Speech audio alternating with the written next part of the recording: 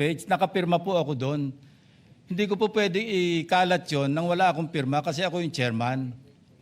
Hindi niyo po narinig yung aking paliwanag sa aking privilege speech na talagang walang pirma yung aming ikinalat sa bawat miyembro. Dahil yon para lang mapabilis kasi 400 pages po. Alam ko magtatagal mabasa. So para simultaneously, isipin niyo po Mr. President, kung isang kopya lamang yon na aking igagala sa 17 o 20 miyembro ng Blue Ribbon Committee, isang taon po, baka hindi pa tapos mabasa. So gumawa kami ng nag-devise po kami ng isang pamamaraan para simultaneously, sabay-sabay nila mabasa with the advice to their staff na kapag nabasa na at ready ng pumirma, sabihan kami, dadali namin yung kopya na mayroong signature page at sa kanila pipirmahan. Katunayan kahapon po si Senator Bam Aquino. Binigyan namin sa kanya yung may signature page at pumirma siya. Hindi po matatapos kung yung 467 yata na pages, iisa-isahin namin iikot. Mahirap po. Gumawa na nga kami ng paraan para matakil na sa floor, ma-defend ko, at makamove forward tayo na tulad ng binanggit ko sa aking privilege speech, simula na tayo uli ng mga panibagong pagdinig. Ngayon, sinabi po ni Senator Marcoleta na bakit hindi inimbitahan si Undersecretary Bersamin. Kaya ko po tinanong, kung nabasa niya na yung report, kung meron po siya maipakita sa akin doon sa committee report o doon sa TSN, doon sa minutes ng pagdinig na nabanggit ang pangalan ni Undersecretary Bersamin. Bukas na bukas din po o bigyan natin 3-day notice rule. Tatawag po ako ng pagdinig, ipapatawag natin si Undersecretary Bersamin. Ang binabanggit niya po yung aking interpellation sa DBCC na kung saan si Undersecretary Bernardo gumawa ng personal na sulat kay Pangulong Bongbong Marcos. At sinasabi niya doon na ito yung mga personalidad na alam niya, na naalala niya na merong allocable at kung ano-ano pa. Wala po sa Blue Ribbon Committee minutes yun.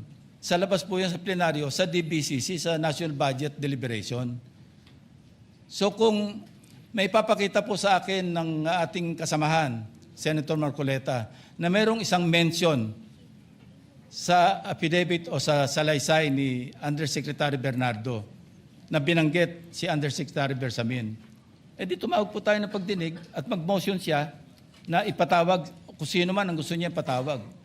Ngayon, si Governor Chavit Singson, wala naman pong paliwanag. Ano po yung ite-testify?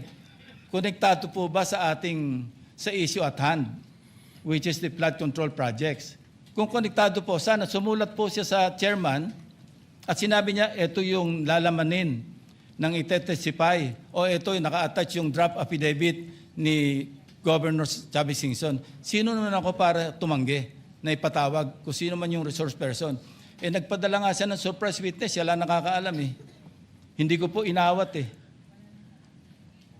Mr. President. No, sandali po, hindi pa ako tapos. At nung hinanap kong pilit, pinagtanong ko yung mga addresses, lahat ng mga kakilala ni Gutesa.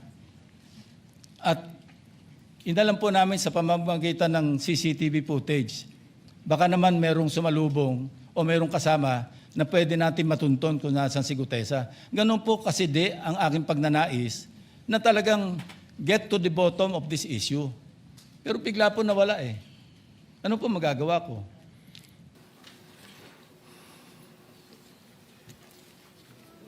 As far as I'm concerned, there's nothing illegal or out of the rules that we have done. My opinion, as aired, kung hindi nyo nagustuhan, pagpasensya nyo ako. Kung hindi nyo nagustuhan yung mga sinabi ko, na opinion ko. Pero I never mentioned names. When I said, baka na-edit, tama yung sinabi ni Senator Pangilinan. Iba yung thinking eh. Bakit iisipin nyo kagad na pinapa-edit ko yung affidavit? Hindi ba? Hindi eh. So, and when I say those things, you should not feel alluded to. Wala naman akong binanggit na pangalan eh. Di ba? And then yung tinatanong, binanggit yung tungkol sa the Blue Ribbon being a lawyer, does not have anything to do with Senator Marcoleta. It was a question by the public.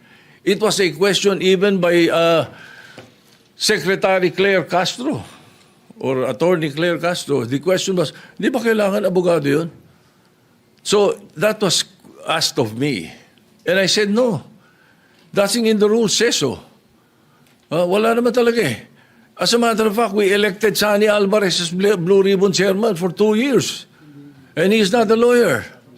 Binagdebatihan na namin nila Neptali Gonzales yan, saka nila Ernie Maceda yan, matagal na. Ano? No. He's never a lawyer. Sani Alvarez was not a lawyer. Oh, we even debated about it. No, I am very sure, 100%. Oh. Anyway, so again, no, wala akong binabanggit na gano'n. You should not feel alluded to when I say na among kasi, at tinatanong nila, hindi naman daw abogado, Senator Lacson. Magaling na investigador eh. Di ba? Talo niya ng karaniwang abogado. Hindi ko sinabi, si Senator Marcoleta, abogado na yun, o sino pang abogado. I never mentioned any name. I was saying, napakadaming abogado sa Pilipinas, libo-libo. So a lawyer who was not well-versed in investigation, mas gusto ko na yung investigador. That was my point. Ano ba? Why will you feel alluded to, Mr. President, if I did not mention your name? Di ba? Now, Mr. President, wala nga pong nakasulat dun sa transcript tungkol nga po dun sa binanggit niya sa plenary na pangalang Adrian Bersamin. Paano nga pong mababanggit doon, Mr. President? Hindi nga niya pinatawag eh. Samantalang dapat niyang ipatawag, siya mismo ang nag-highlight. Isip-isipin po ninyo, nagawa po ni Senator Lacson na isama sa plenary debates ng ating 2026 budget. Ganun ka-importante ang bahagi na yon, Mr. President. Hindi ba dapat ipinahayag mo yun eh. Malaking bagay yun. Ibinulgar mo pa nga eh. There are 2 public officials I will reveal this morning. Ganun lang. Ba't hindi mo pinatawag? Kung pinatawag mo yun, malinaw na malinaw, nalagay sana sa transcript. Ganun lang naman ang ibig sabihin eh. Sa mga tweet, iniwasan po, Mr. President, para hindi malagay sa transcript. Pagkatapos ikakatwiran po ninyo, kung nasa transcript, di sana pinatawag ko. Baligtad po ang ginawa ninyo, Mr. President. Katulad din po sa 30 Nara Street sa South Forbes. Ilan po yung binanggit ng mga tao doon? Hindi ko po sinasabing totoo yun. Pero for purposes of the inquiry and investigation, kung talagang ganun, kalawak ang inyong pananaw. Dahil pati nga po yung pagpunta ni Gutesa, pati CCTV po pinakita ninyo. And dami po sana ang pagkakataon na nakita sana lahat ng mga binanggit ni Saldico na mga ginamit na sasakyan. Makikita doon sa pagitan ng alas 9 hanggang alas 10 ng umaga. Tawagin natin yung kung sino man yung security agency doon. Pero hindi po ninyo ginawa eh. Pero sasabihin po natin, you wanted to emphasize one point. Kung nasaan ang ebidensya, ay talagang pupuntahan natin. Kayo po ang inconsistent eh. Pagkatapos ako ang sasabihin ninyong inconsistent. Ang dami po eh. Nakiusap ako na, sabi nga natin, ang dami pong tumuturo sa pangalan ni Martin Romualdez.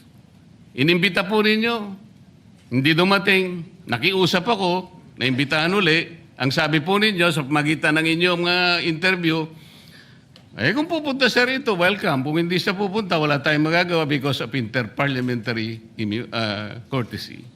Mr. President, hindi po karaniwang pagnanakaw ang nangyari sa kasaysayan ng ating bansa. Hindi po ba ninyo naiisip, mismong kabang bayan ang tumagilid, pagkatapos magtatago kayo sa prinsipyo o doktrina ng inter-parliamentary courtesy?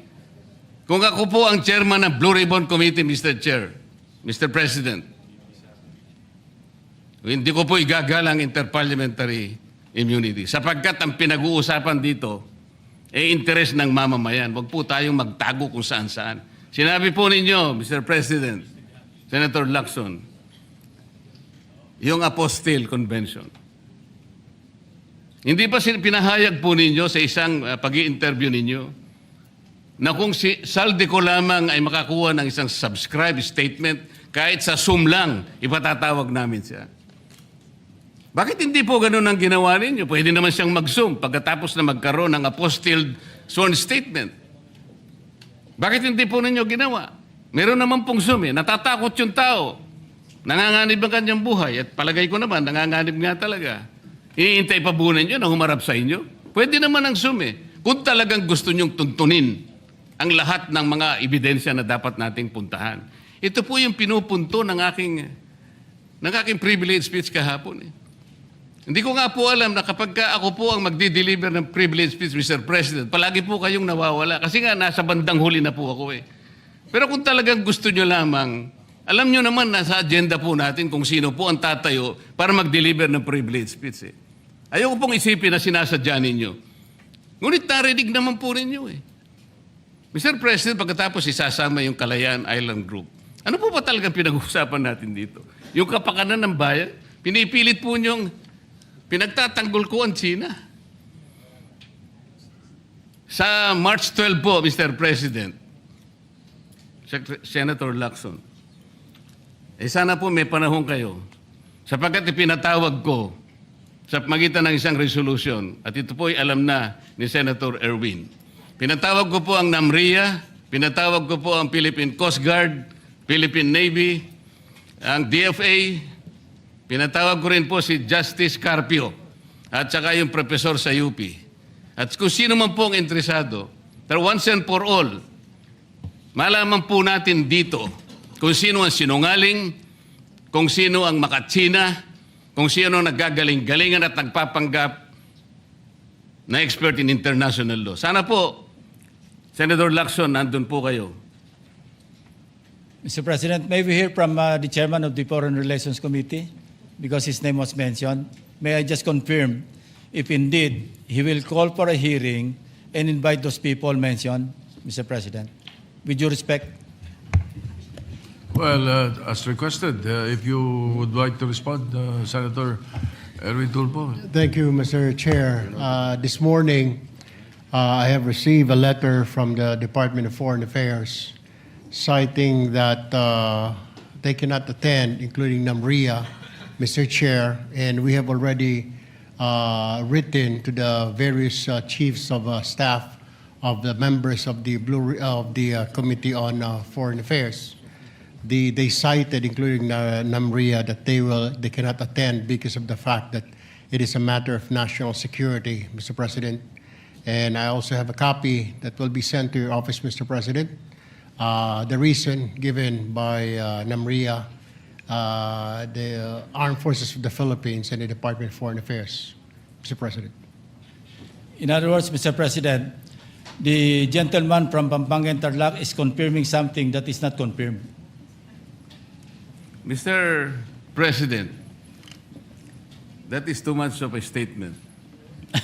Kausap ko pa lamang ang chairman at kaming dalawa po nagkakausap at niremind pa nga ako yung mga nakarang araw na March 12, okay ka na.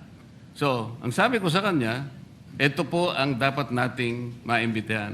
Bakit naman po nagkaroon ng issue sa national security ang pagdinig tungkol sa usapin sa West Philippine Sea? Mr. President? Ito na naman po ba ay patakaran para ilihis na naman? Hindi po pag-uusapan dito kung ano-ano mang klaseng teritoryo ang pag-uusapan dito. Ang pag-uusapan lang natin ay yung masigalot na pinalalaki nila at hindi nila maintindihan na walang kamatay ang West Philippine Sea. Nakalagay po kasi sa Administrative Order number 29, dated 2012, Mr. President. 14 na taon nang nakararaan, minanduhan mismo ang NAMRIA at ang DFA na mag-submit ng mapa at mga charts sa opisina ng United Nations General, as UN Secretary General, at inotify ang lahat ng international organizations katulad ng IHO. Ano po bang ibig sabihin nun, Mr. President? Alam po ba ito ni Senator Lacson, yung Administrative Order number 29? This is something between the chairman of the Foreign Relations Committee and the gentleman from Tarlac and Pampanga, Mr. President. Hindi po, tinatanong ko po kayo. No, kasi, I don't know Administrative Order number 229. Oh, Mr. hindi President. po ninyo alam, sasabihin ko sa inyo. I don't Ulitin need ko. to know, Mr. President. I'm not interested. Hindi po kayo interesado sa isang bagay na napaka-importante sa ating bansa? Hanggang ngayon, hindi ma-drawing ang West Philippine Sea. Hindi kayo interesado? Hindi po ako rin interesado sa sinasabi ninyo. Maring hindi po kayo sinasabi interesado Kasi, sa sinasabi ko. no, this Ngunit is- ang sasabihin ko, interesado ang buong Pilipinas. Sapagkat ito, dito nakasalalay po kung sino nagsasabi ng totoo. So ayaw po ninyong malaman ang totoo, Ginoong Lacson? Kasi po, Mr. President, ang ipapalabas na naman niya, yung China may karapatan diyan sa lugar na yan. Kaya ayoko na po marinig kasi ilang beses na po natin narinig yan, medyo masakit na sa tenga eh. Alam po Kaya ninyo, sinasabi ko po, ayoko na alam po ninyo, marinig Mr. kung President, nanggagaling sa kanya, Mr. President. si Senator Lacson po ay, ang pagkakaalam ko, isang magaling na investigador. Eh ngayon po pala yung manghuhula na. Paano po niya nahulaan? Ang sasabihin ko ay, Again, as far as the rules are concerned, the Senate President has the power to order his transfer. Especially in this case, na I asked the chairman of the Blue Ribbon Committee after they sent a letter, and it was done in court. It was done in the RTC 112 this morning. That was where the letter was transmitted to Attorney Valentina of the Senate Legal, who was representing the Senate in the hearing of the writ of amparo. Yun ang istorya nun. So the request was go back to the Senate. Ay sabi ko maganda, if that is your request, because that is precisely what the members of the minority wanted. Hindi ba? So no question. O ba't may question ngayon? Nalilipat natin, binalik natin sa Senate custody. Ano? And then also, to be fair to the OSAHA, every day, they monitor wherever that person is. Kahit na nung dinala natin yung si Colonel something sa Muntinlupa, mayroon tayong sa Pasay City Jail, si Balad ba yun? You don't need to have an OSAA there the whole day, 24 hours. It's not necessary. The important thing is it's under the custody of a legal custody. Yun ang importante ron. So hindi kailangan nakabantay ang OSAA doon. Now, if you want to change the rules, then you propose some amendment to the rules na gusto niyo OSAA nakabantay kahit saan natin ilagay. Alright? Now, maraming nabanggit kaya isa-isa natin to. Pasensya na kayo.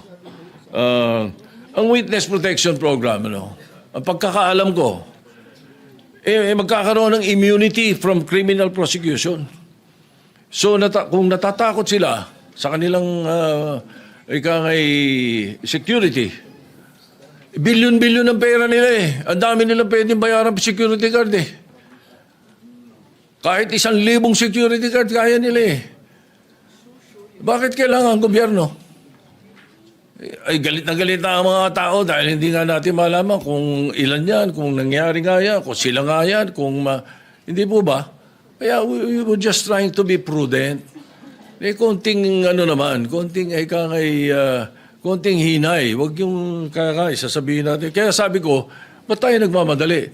I'm not pertaining to any senator. Bakit, sana do not feel alluded to if I don't mention your name. Di ba? And then, state witness, there is no other direct evidence available for proper prosecution So, it is not applicable to the Discayas. At saka hindi rin pwede sapagkat ang pananaw ng karamihan, ang pananaw ng taong bayan, sila most guilty. Ang pwede sa Witness Protection Program, yun, not the most guilty. Yun ang sinasabi ng batas. Anyway, as I said, the Senate President has the power to order the transfer. And if I have used a word that does not conform to your palate, then pagpasensyahan nyo. Pag ganun, bagkat karamihan ng binanggit ko, opinion ko. Kung ako ini-interview ng media, I always, as far as I'm concerned, tell the truth. Pag ang media kausap mo taong bayan eh.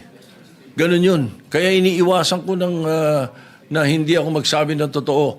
Kung opinion ko hiningi, binibigay ko opinion ko, hindi ko tinatago. So if you don't like my opinion, I'm sorry, Mr. President. But that's how it is. Thank you. Mr. President, bago pa man naglabas ng affidavit ang mag-asawang Diskaya, nag-comment na po ako dahil narinig ko doon mismo sa hearing nung tinanong siya nung ilang mga senador. Binanggit niya ang mga pangalan at sinabi niyang mula 2022. Hindi bago ng 2022. Wala pa ho silang affidavit noon, tinanong sa kanila sa hearing. Kaya noon pa man, nag-comment na ako. At ako mismo sa comment ko, sabi ko, mukhang Photoshop tsaka edited. Hindi yung testimonya, hindi yung affidavit, kasi wala pang affidavit noon eh. Testimonya pa lang nung una o pangalawang hearing.